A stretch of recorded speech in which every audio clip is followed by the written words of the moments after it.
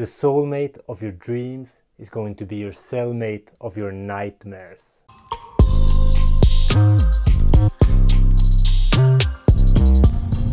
This was said as a joke by Ross Rosenberg's father about 30 years or so before he wrote this book, The Human Magnet Syndrome, and it makes a lot of psychological sense, especially since Rosenberg himself grew up to be a codependent. And in a magnet-like fashion, codependents get attracted to self-absorbed manipulators, narcissists, and we have all seen this. We all know people. We have scratched our head and said, don't these people see that their relationship is dysfunctional? And it is this magnet-like force that pulls the codependent and the narcissist together that Rosenberg sets out to explain in this book. Consciously, we desire relationships based on similarities, and that's all fine, super rational, but that's only secondary to our unconscious desires. And unconsciously, we gravitate towards relationships that are similar or reminiscent of those that we had in our childhood. And this creates a dilemma, right? Because this makes unhealthy relationships, they become inherited, and it continues. It's like an endless loop.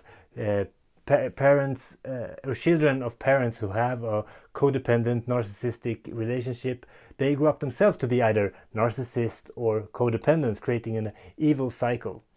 One phenomenon that you can see everywhere, and you might have experienced this yourself, is that people that have similar polarities are totally uninterested in each other.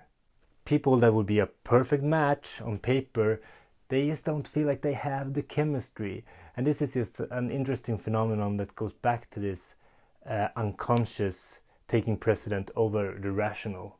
The relationship between the codependent and the narcissist, on the other hand, are very resilient to breakups. And this is because neither of the personality types can stand being alone. Because loneliness, it triggers feelings of shame and a feeling of inadequacy. Most families, especially dysfunctional ones, they resist change because it's perceived as stressful and uncomfortable. And a child trying to break in an attempt to gain independence and break off on their own might be seen as a threat. And I quote, "Hence, all families, especially dysfunctional ones, not only resist change, but they pass down their shared emotional function to the next generation." And this is a common theme in the book, how we pass down these dysfunctional behaviors from generation to generation. And that's why it's so important for us to learn about the dynamics between codependents and narcissists, because knowing about this is one of the ways of getting out of these situations. This book, The Human Magnet Syndrome, is a good book if you want an introduction in the common personality disorder, and it's a fantastic book if you find yourself in an endless loop of dysfunctional relationships. I actually read this version first. It's an earlier edition. It's a bit thinner, and I really enjoyed it.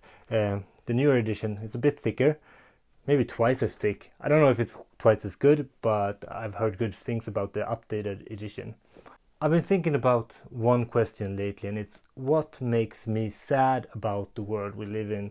And I think in this book I found one of those things, and it's the fact that it's how unfair it is that children get to inherit the problems of their parents.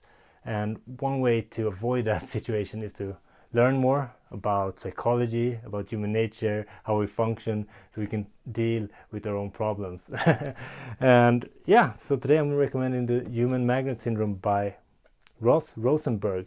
So check it out if you're interested in personality disorders and the dynamic between codependence and narcissists. Björn out.